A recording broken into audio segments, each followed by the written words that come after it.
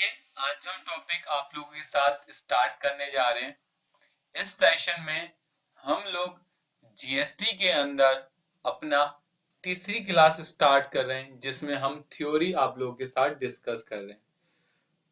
जैसा कि हम जानते हैं कि हम बीजी और टैली की पेन ड्राइव क्लासेस बेचते हैं, जिसमें हम आप लोगों के साथ हर एक टॉपिक कवर करते हैं। तो इसी के अंदर आपकी अभी जीएसटी सीरीज चल रही है, जिसके अंदर हमने अभी तक आपको जीएसटी में 2 क्लासेस दे दी, जिसमें हमने इंट्रोडक्शन सीखा।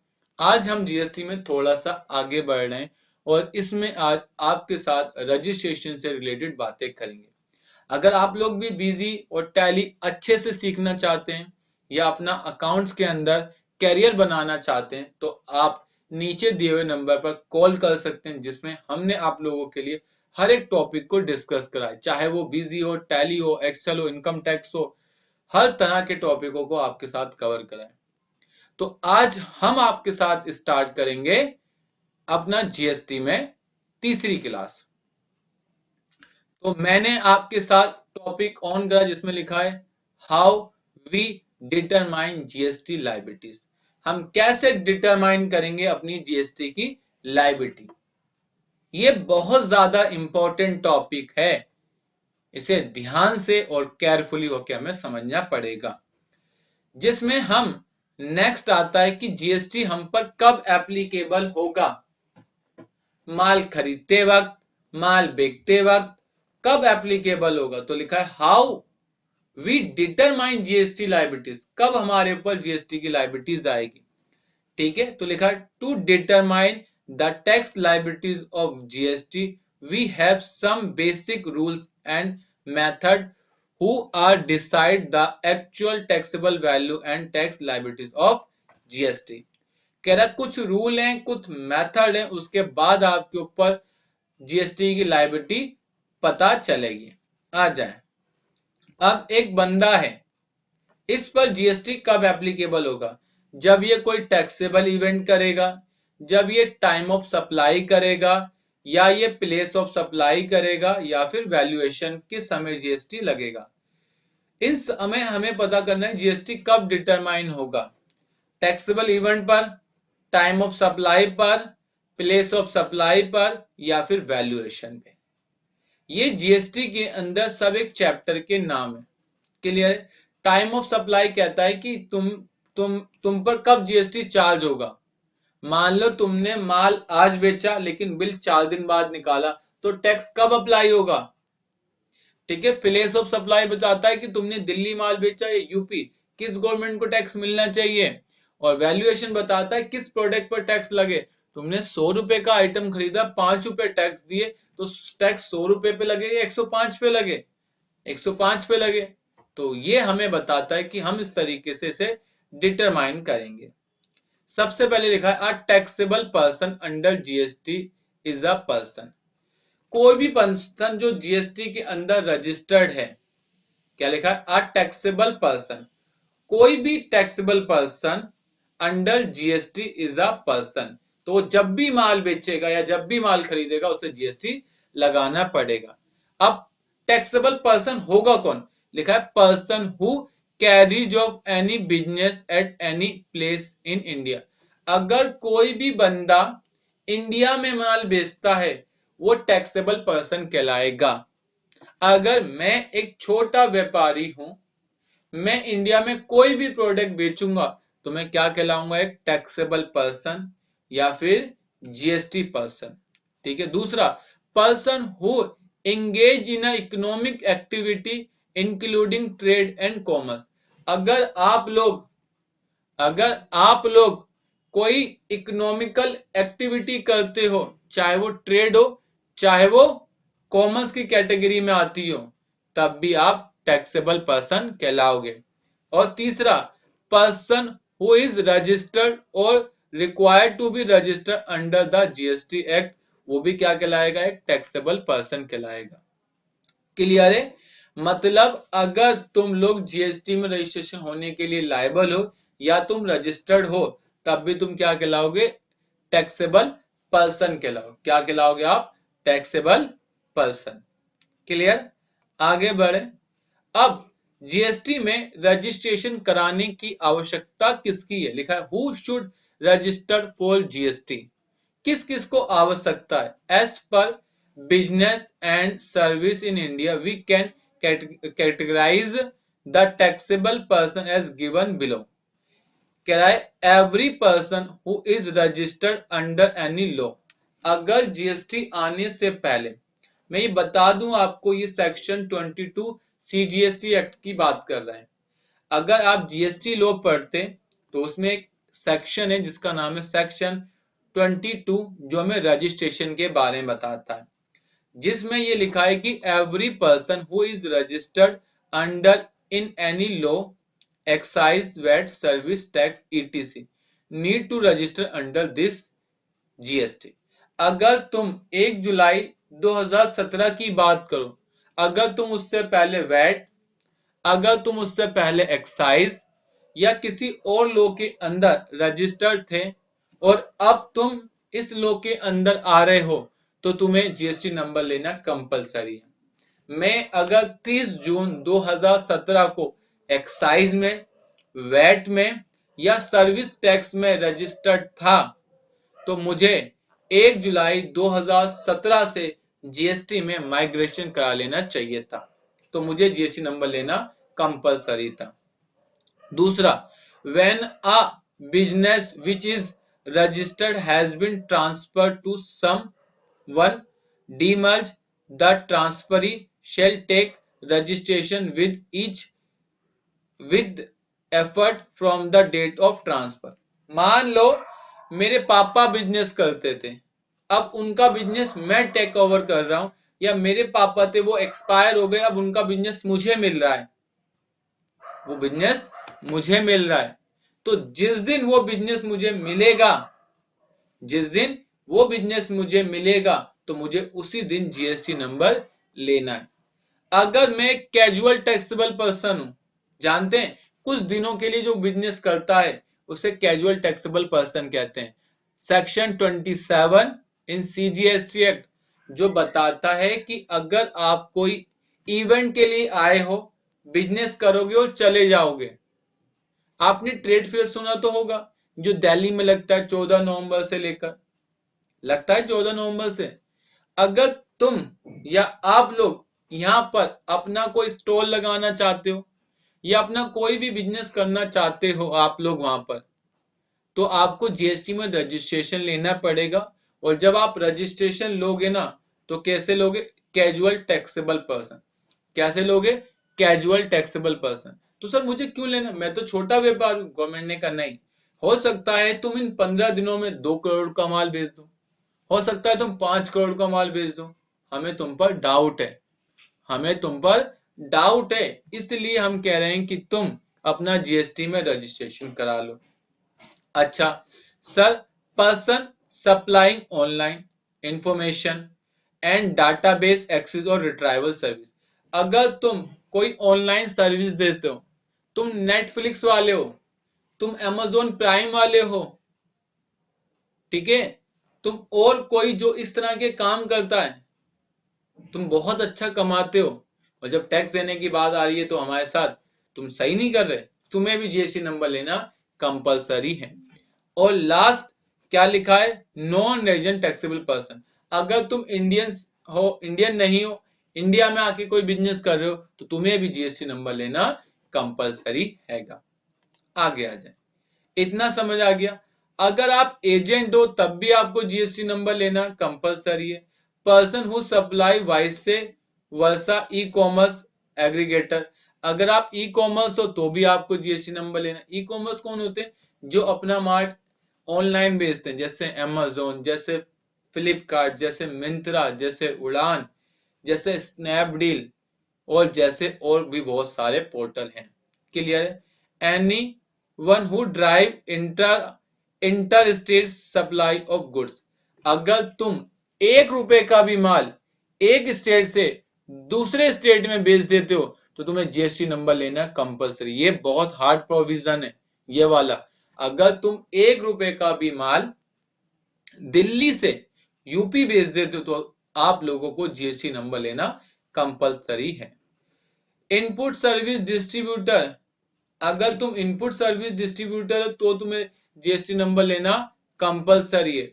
Those paying tax under the reverse charge mechanism, अगर तुम आरसीएम के अंदर टैक्स पे करते हो तो तुम्हें जीएसटी नंबर लेना कंपलसरी है। और तुम अगर ई कॉमर्स ऑपरेटर हो तो तुम्हें जीएसटी नंबर लेना कंपलसरी है। ये कुछ कैटेगरी हैं जिसमें आपको जीएसटी नंबर लेना कंपलसरी है। सर इनमें डिटेल तो नहीं बताई, डिटेल बताने की आवश्यकता ही नहीं है, क्योंकि अगर आप डिटेल पढ़ोगे तो कंफ्यूज हो जाओगे, फिर आपको लॉ पढ़ना पड़ेगा। अगर आप चाहते हैं कि सर हमें डिटेल चाहिए तो आप मुझे नीचे दिए हुए नंबर पे इंक्वायरी कर देना, या आप हमसे जो कोर्स लेंगे उसमें मैं एक सेपरेट इस वीडियो को डाल दूंगा जिसमें मैंने ऑलरेडी बना रखी है। चलें नेक्स्ट टॉपिक। अब आता है topic threshold limit and turnover.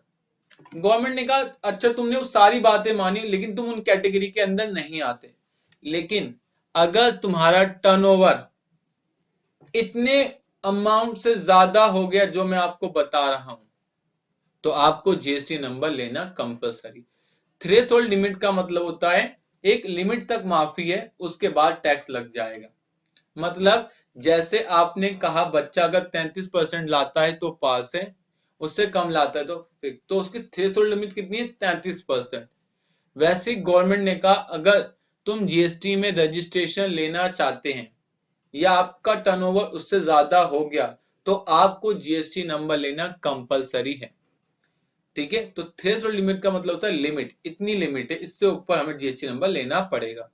हमने नेक्स्ट करा, सबसे पहले न्यू अपडेट थ्रेशोल्ड लिमिट 1/4/2019 तक की अपडेट है। स्पेशल कैटेगरी स्टेट, अगर आप स्पेशल कैटेगरी स्टेट में आते हो तो 20 लाख रुपए हैं।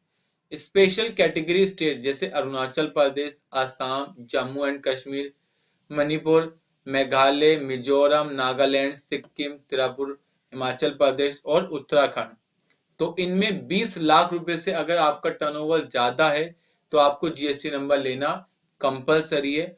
और रेस्ट ऑफ इंडिया जो इससे बचे हुए स्टेट है वहां पर 40 लाख रुपए लिमिट रखी है। कितनी रखी है? 40 लाख। अगर आपका टर्नओवर 40 लाख रुपए से ज्यादा का है रेस्ट ऑफ इंडिया तो आपको जीएसटी नंबर लेना कंपलसरी हो जाएगा।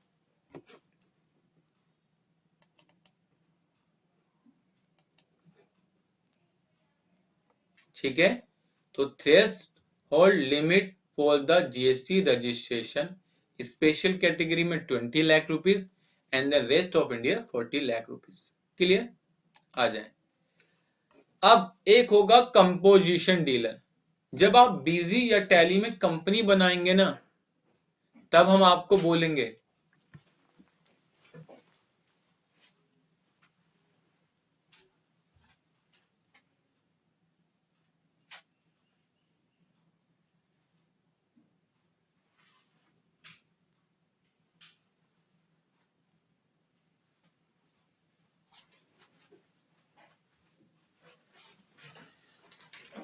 जब आप बिजी और टैली में कंपनी बनाओगे ना तो आपको कंपनी बनाते वक्त ही बोलना पड़ेगा कि आप एक रेगुलर मतलब नॉर्मल डीलर हो या फिर आप एक कंपोजिशन वाले हो।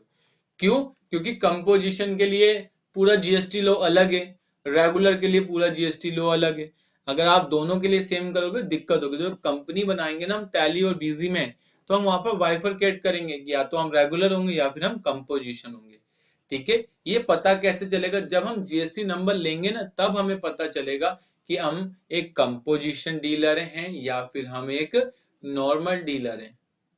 ठीक है, अगर कंपोजिशन की बात करें तो कंपोजिशन की स्पेशल कैटेगरी में 75 लाख रुपए है और रेस्ट ऑफ इंडिया में 1.5 करोड़ रुपए।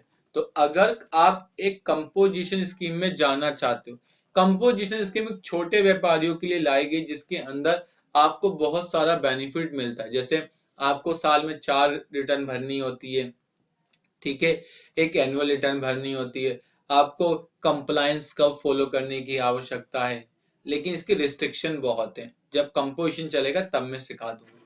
तो आप याद रखना अगर आपको कंपोजिशन है तो वहां पर 75 लाख रुपए और रेस्ट ऑफ इंडिया में 1.5 करोड़ रुपए की लिमिट है। इसके बाद मैंने आगे करा तो लिखा है turnover means the annual sale volume of the business. Turnover का मतलब होता है सेल, कि आपने लास्ट ईयर में कितनी सेल करी। जो ये टर्नओवर है लास्ट ईयर का है। ये जो भी टर्नओवर मैंने आपसे बोला है ना, ये लास्ट ईयर का है। अगर आपका लास्ट ईयर का टर्नओवर 1.5 करोड़ से ज्यादा है तो कंपोजिशन नहीं मिलेगी, और अगर आपका लास्ट ईयर का टर्नओवर 1.5 करोड़ से कम है तो आपको कंपोजिशन मिल जाएगी। ठीक है। और अगर अगर आपका लास्ट ईयर का टर्नओवर नहीं है लेकिन आप इस साल बिजनेस स्टार्ट कर रहे हैं, आपको लगता है कि मैं 1.5 करोड़ से ज्यादा जा सकता हूं, तो भी आपको कंपोजिशन स्कीम नहीं मिलेगी। तो हमें डिसाइड करना होता है, अगर हमारा लास्ट ईयर का टर्नओवर 1.5 करोड़ से कम है तो मिल जाएगी। अगर लास्ट ईयर है ही नहीं, हमने इस साल बिजनेस स्टार्ट करा है, तो हमें इस साल डिसाइड करना होता है कि हमें कंपोजिशन मिलेगी या फिर नहीं। इसके बाद हम नेक्स्ट पर गए। Turnover means the annual sale volume of the business after giving the effect of the discount and sale tax paid। याद रखना, कभी भी जब टर्नओवर कैलकुलेट होता है ना, ना तो उसमें डिस्काउंट को कभी कंसीडर किया जाता है और ना ही टैक्स का। मान लो मैंने एक एक्सेल शीट ऑन करी, ठीक है, मैंने 100 रुपए का सामान बेचा, 100 रुपए का सामान सेल करा और उस पर टैक्स ले लिया 5% का 5 रुपए। तो जो मेरा टर्नओवर हुआ ना, वो मेरा टर्नओवर कितना हुआ, टर्नओवर ओनली मेरा 5 रुपए, मेरा 100 रुपए टर्नओवर हुआ। 5 रुपए कभी भी कंसीडर नहीं करेंगे। जो टर्नओवर होता है वो ओनली सेल की वैल्यू को ही मानते हैं, ना कि टैक्स और डिस्काउंट को। A business whose aggregate turnover in a financial year exceed the limit specified has to register under GST and, ठीक है, कह रहा है कि a business whose aggregate turnover in a financial year exceed the limit specified is to register under GST। अगर कोई बंदा GST में रजिस्ट्रेशन के लिए लायबल है या अपनी उस लिमिट जो बताई गई है उससे ज्यादा है, तो उसे जीएसटी में रजिस्ट्रेशन लेना कंपलसरी है। आ जाए, अब यहां पर बात करते हैं aggregate turnover include taxable supply, export supply, exempt supply, intra state supply. जो निकलेगा वो टोटल टर्नओवर कहलाएगा। इसके बाद नीचे आ जाओ, लेस कभी मत जोड़ना, टैक्स को मत जोड़ना, वैल्यू ऑफ इनवर्ट सप्लाई को मत जोड़ना, less supply taxable under reverse charge को नहीं जोड़ते, और नॉन टैक्सेबल सप्लाई और वैल्यू इनको नहीं जोड़ते। तो जो भी निकल के आएगा वो क्या कहलाएगा, एग्रीगेट टर्नओवर। मतलब जितनी आपने सेल करी सब आप लिख दो। यहां पर आपने लिखा taxable supply, export supply, exempt supply, interested supply, तो टोटल वैल्यू आ गई। टोटल वैल्यू जो निकली उसमें से माइनस कर दो टैक्सेस वाला, माइनस कर दो value of inward supply, minus कर दो value of supply taxable under reverse charge, minus कर दो नॉन टैक्सेबल सप्लाई। तो जो निकलेगा वो कहलाएगा टोटल एग्रीगेट टर्नओवर। क्या कहलाएगा, टोटल एग्रीगेट टर्नओवर। इसके बाद आगे आ जाओ, जैसे मिस्टर रौनक इज अ, ठीक है, coffee bean farmer, the detail of his turnover as below. Annual turnover कितना है इनका, 56,50,000 रुपए का। टैक्सेबल इनकम कितनी, 2,15,000 रुपए की। तो टोटल टर्नओवर कितना हो गया, 58,65,685 रुपए का। ठीक है, एग्जेम्प्ट उनकी इनकम थी इतने की, टैक्सेबल थी इतने की, तो टोटल टर्नओवर कितना हो गया, 58,65,685 रुपए हो गया। क्लियर है। अब यहां लिखो, in in this case aggregate turnover rupees 58,65,685 रुपए which is exceed from limit given of rupees 40 lakhs। Mister Raunak is liable to get registration in GST. Common सी बात है, 40 लाख तक गवर्नमेंट ने माफी करी थी, इसने कितनी टर्नओवर कर दी, 58 लाख रुपए, तो इसे जीएसटी में रजिस्ट्रेशन लेना कंपलसरी है। दूसरा, however the aggregate turnover does not exceed the limit given under the composition scheme of rupees 1.5 crore, therefore he can avail the scheme of composition and get registered as a composite dealer। ठीक है, तो अगर turnover 1.5 crore से नीचे का है तो ये क्या बन सकता है, कंपोजिशन बन सकता है। क्यों? क्योंकि टर्नओवर 58 लाख का है, जीएसटी में रजिस्ट्रेशन तो लेना कंपलसरी है। अभी डिसाइड करेगा या तो मैं रेगुलर बनूं या तो मैं क्या बनूं, कंपोजिशन। अगर ये चाहता है तो ये कंपोजिशन बन सकता है, मना कोई नहीं करेगा इसको। आता आगे, further in case a person has various branch, अगर उसकी एक से ज्यादा ब्रांच है तब across the world and he or she, लिखा है he or she possess the same permanent account number, जो जीएसटी नंबर ले रहा है ना उसमें उसका सेम परमानेंट अकाउंट नंबर है, ठीक है। he his her turnover for all such branch shall be aggregate।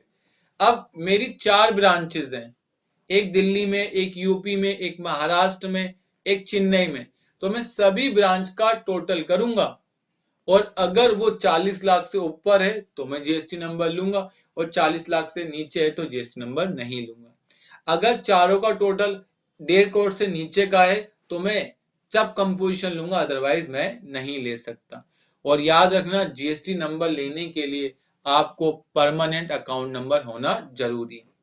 आइए अभी बताऊंगा परमानेंट अकाउंट नंबर होता क्या है। Registration is required under GST, तो मैंने आपको बता दिया था अगर आप कैजुअल टैक्सेबल पर्सन हो तब भी आपको जीएसटी में रजिस्ट्रेशन लेना पड़ेगा, और अगर आप नॉन रेजिडेंट पर्सन हो तब भी आपको जीएसटी में रजिस्ट्रेशन लेना कंपलसरी पड़ेगा। और अगर तुम सेक्शन 24 ऑफ जीएसटी एक्ट में आते हो जिसमें 12 तरह के लोगों को नोटिफाई किया, जैसे पहला, अगर आप एक इंट्रा स्टेट माल बेचते हो तो जीएसटी नंबर लेना है, अगर आप ई कॉमर्स ऑपरेटर तो जीएसटी नंबर लेना है, अगर आप टीडीएस वाले हो, टीसीएस वाले हो, अगर आप online data access retrieval service देने वाले हो, आरसीएम वाले हो, ठीक है, एजेंट हो, इन सभी में आपको जीएसटी नंबर लेना कंपलसरी है, वहां पर टर्नओवर नहीं देखेंगे। अगर मैं दिल्ली से यूपी माल बेचता हूं और 1 रुपए का भी माल बेच दूंगा तो मुझे जीएसटी में रजिस्ट्रेशन लेना कंपलसरी होगा, वहां टर्नओवर की कोई लिमिट नहीं है। गवर्नमेंट ने कहा आप छोटे व्यापारी नहीं हो, फिर अगर आप दिल्ली से यूपी माल बेच रहे हो तो आपको जीएसटी नंबर लेना कंपलसरी है। क्लियर? तो लिखा है there are the certain situation transaction mention under section 24 of the CGST act way in respect irrespective of aggregate turnover the person is required to get himself registered under the act like sumo moto registration। तो government तुम्हारा जबरदस्ती registration कर देगी, तुम registration लो। इसके बाद topic what is the GST number, ठीक है। अब तुम जीएसटी में रजिस्टर्ड तो हो रहे हो, जब रजिस्टर हो गए तो कोई ना कोई नंबर तो चाहिए जिससे गवर्नमेंट तुम्हें ट्रैक करे। सर मेरी फर्म के नाम से क्यों नहीं कर सकती? अरे एक स्टेट में एक नाम की कई फर्म में हो सकती हैं, तो वहां पर तो प्रॉब्लम आ जाएगी ना। तो गवर्नमेंट ने कहा उस केस में हम, अगर आप जीएसटी में रजिस्ट्रेशन कराओगे तो हम एक आपको यूनिक नंबर देंगे। हम आपको क्या देंगे? एक यूनिक नंबर देंगे।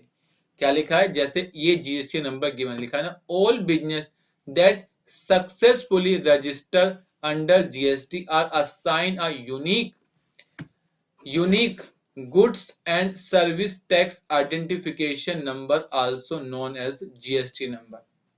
अगर आप जीएसटी में सक्सेसफुली रजिस्ट्रेशन करा लेते हैं तो हम आपको एक नंबर देंगे जिसका नाम होगा जीएसटीएन, ठीक है, जिसकी फुल फॉर्म होगी goods and service tax identification number. क्या फुल फॉर्म होगी? Goods and service tax identification number. Clear है? जीएसटी नंबर 15 अंकों का होगा। जीएसटी नंबर 15 अंकों का होगा, जिसमें सबसे पहले लिखा है GST number has 15 digits and structure of GST registration number is as below.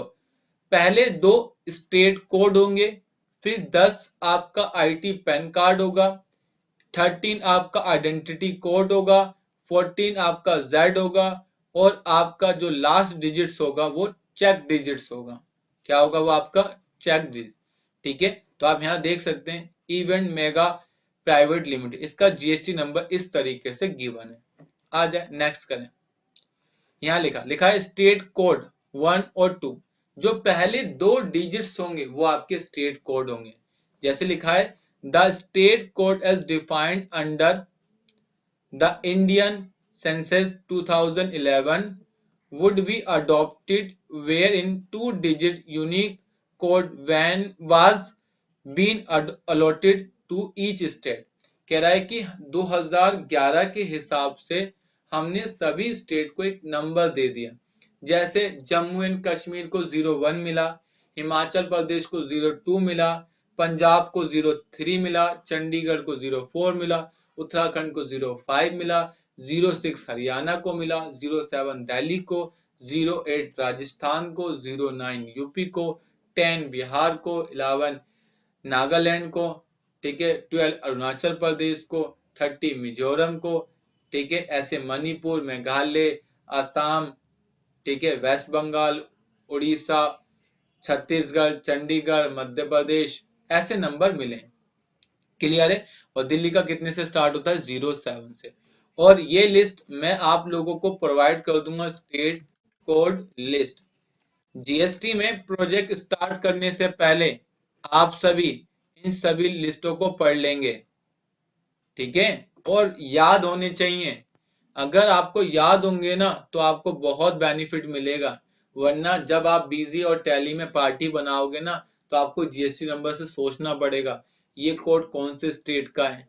तो आप प्रोजेक्ट स्टार्ट करने से पहले आप लोगों से रिक्वेस्ट है कि आप ये स्टेट कोड पूरे के पूरे याद करेंगे, ताकि जब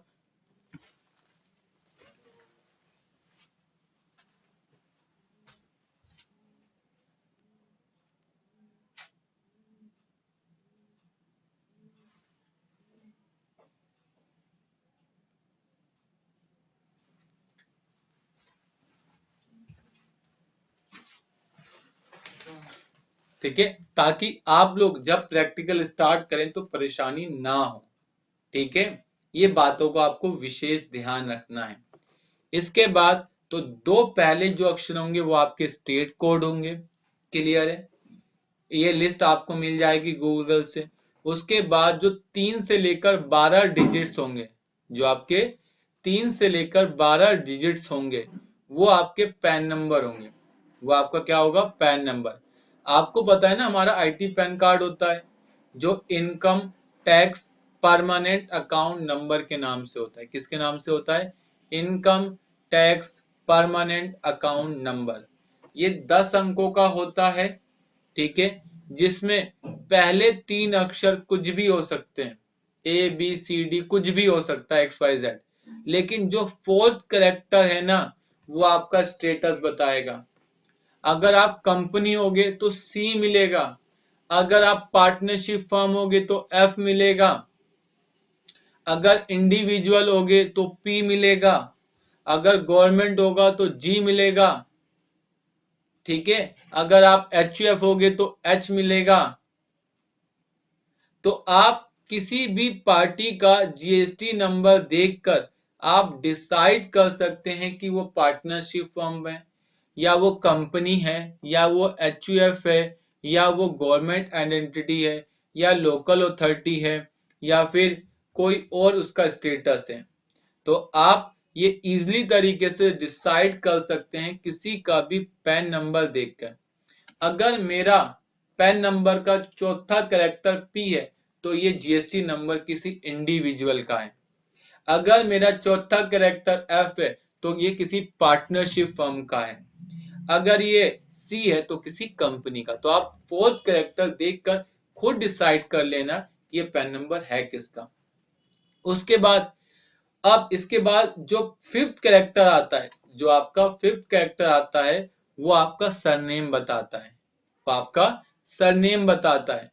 जैसे मैं इंडिविजुअल हूं, मेरा 4th कैरेक्टर पी है तो मेरा नाम शाहरुख है, और जो मेरा सरनेम होगा वो मेरा 5th कैरेक्टर बनेगा। जैसे आंचल वर्मा तो वी आ जाएगा, आकांक्षा मेहरा तो एम आ जाएगा, अभिलाष शर्मा तो एस आ जाएगा, अभिषेक शर्मा तो एस आ जाएगा, ठीक है, नितिन चौरसिया तो सी आ जाएगा, ठीक है, सुमित कश्यप तो के आ जाएगा। तो फिफ्थ कैरेक्टर आपका सरनेम होता है। सर अगर मेरे डॉक्यूमेंट में सरनेम ना हो तब, तो जो आपका पहला अक्षर होगा वही आपका क्या बन जाएगा, फिफ्थ कैरेक्टर। लेकिन सर अब बताओ, पार्टनरशिप कंपनी हो गई या फिर प्राइवेट लिमिटेड कंपनी हो, ये तो सरनेम होते नहीं इनमें, तो इनकी कंपनी का जो पहला अक्षर होगा वही इनका क्या बन जाएगा, फिफ्थ डिजिट बन जाएगा।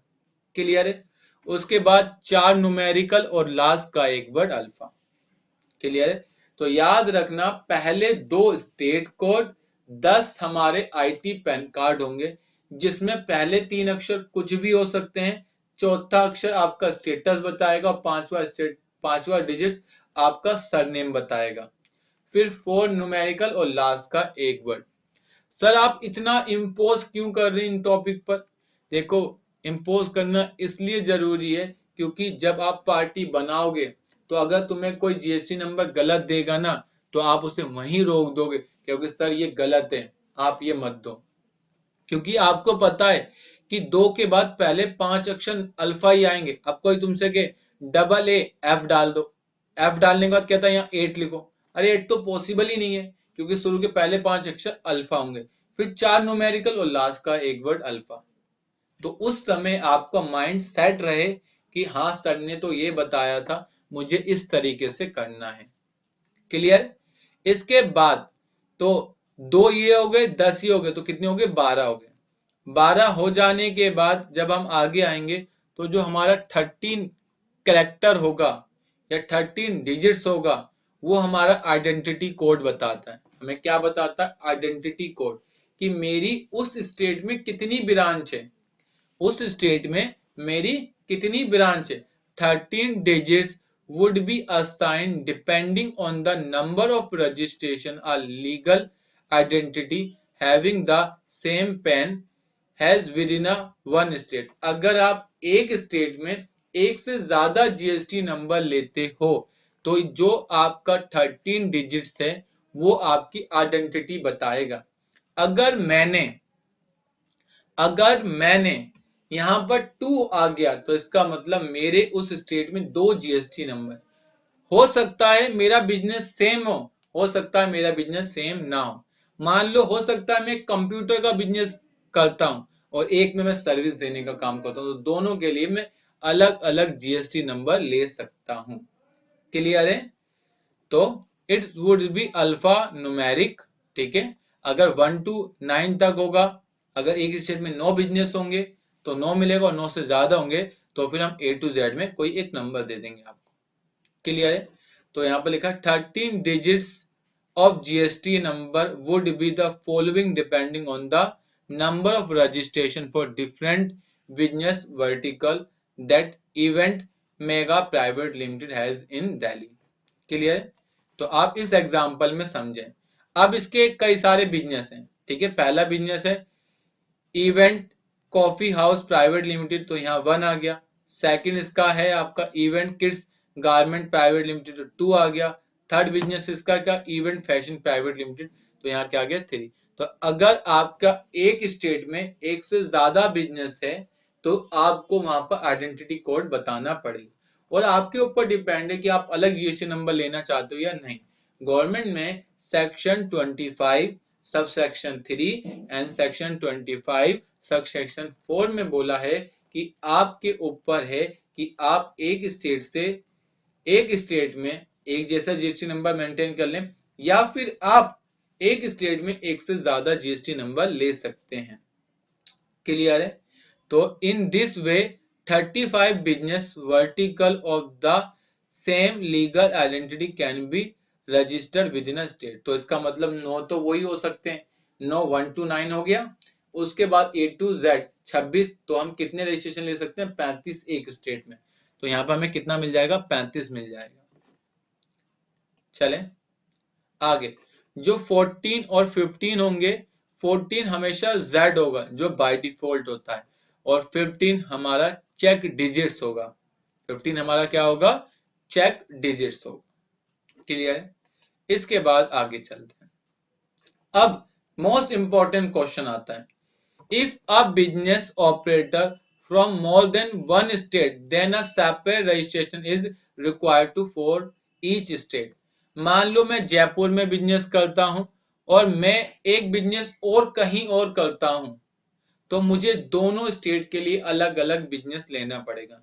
मेरी एक company SS software services Delhi में, तो मुझे 07 मिलेगा, और मेरी एक company SS software services UP में, तो मुझे 09 मिलेगा। तो 07 दिल्ली और 09 यूपी। तो मैं दोनों के लिए एक डिस्टिंक्ट पर्सन कहलाऊंगा। क्या? मैं इन दोनों के लिए अलग अलग हूं। मैं इन दोनों के लिए क्या हूं? अलग अलग। तो क्या लिखा है? A business with multiple business vertical in a state में obtain a separate registration for each business vertical. ठीक है, जब आप एक स्टेट में थे तो एक से ज्यादा ले रहे थे, तो तुम वहां पर एक सेम पर्सन थे। लेकिन जब तुम्हारा स्टेट अलग हो गया, जब आपका स्टेट अलग हो जाएगा, तो आप लोग क्या कहलाओगे? एक डिस्टिंक्ट पर्सन। आप दोनों अलग अलग माने जाओगे। तो अगर दिल्ली से माल यूपी जाएगा तो भी आपको टैक्स देना पड़ेगा, और यूपी से दिल्ली माल आएगा तो भी आपको टैक्स देना पड़ेगा। गवर्नमेंट के लिए तुम दो लोग होगे। क्लियर है? तो registration require for multiple state and multiple business vertical. या तो आपका स्टेट अलग अलग हो या आपके बिजनेस वर्टिकल अलग अलग हो, तो आपको जीएसटी नंबर अलग अलग लेने पड़ेंगे। क्लियर है? जैसे मेरा एमपी में है तो मुझे 23, 23, 23, 23, फिर मेरा एक राजस्थान में और एक मेरा गुजरात में, तो मैं इन लोगों के लिए क्या कहलाऊंगा? Distinct person. ये तो सब सेम रहेंगे, लेकिन मध्य प्रदेश के लिए और राजस्थान के लिए मैं एक डिस्टिंक्ट पर्सन कहलाऊंगा। ठीक है, ऐसे राजस्थान और गुजरात के लिए मैं क्या क्या कहलाऊंगा? एक डिस्टिंक्ट पर्सन। क्लियर है? तो Polo garment limited in MP based company and having business operation in 2 state registration and Gujarat. ठीक है, Rock India garment limited and also engage in kids wear and swimming suits. उसके लिए उसकी कहां पर है? गुजरात में। इसके बाद आगे आते हैं फॉर नॉर्मल रजिस्ट्रेशन। अगर आप नॉर्मल रजिस्ट्रेशन लेते हो तो आप क्या कर सकते हो? आईटीसी ले सकते हो, कि परचेज करते वक्त जो भी तुम टैक्स गवर्नमेंट को दोगे तुम्हें उसका आईटीसी मिल जाएगा। ठीक है, आप क्या कर सकते हो? Make inter state sale without restriction. आप एक स्टेट से दूसरे स्टेट में माल बेच सकते हो अगर आप नॉर्मल जीएसटी नंबर लेते हो। अगर मैं एक रेगुलर जीएसटी नंबर लेता हूं तो मैं आईटीसी ले सकता हूं और एक स्टेट से ज्यादा दूसरे स्टेट में माल बेच सकता हूं। लेकिन अगर मैं कंपोजिशन लेता हूं तो मेरे लिमिटेड कंप्लायंस होंगे, रिटर्न मुझे कम भरनी पड़ेगी, क्वार्टरली भरनी पड़ेगी। ठीक है, और साल में 4 बार रिटर्न भरनी पड़ेगी। इसमें महीने में मुझे 24 बार, महीने में 2 रिटर्न, एक जीएसटीआर 1 एक जीएसटीआर 3 भी, साल में 24, और एक एनुअल रिटर्न भरनी पड़ेगी। टोटल 25 रिटर्न मुझे भरनी पड़ेंगी। ठीक है, तो लेकिन यहाँ पर लेस टैक्स लाइबिलिटीज। यहाँ पर अगर मैं कंपोजिशन बनता हूं मुझे आईटीसी नहीं मिलेगा, साथ साथ मैं एक स्टेट से दूसरे स्टेट माल नहीं बेच सकता।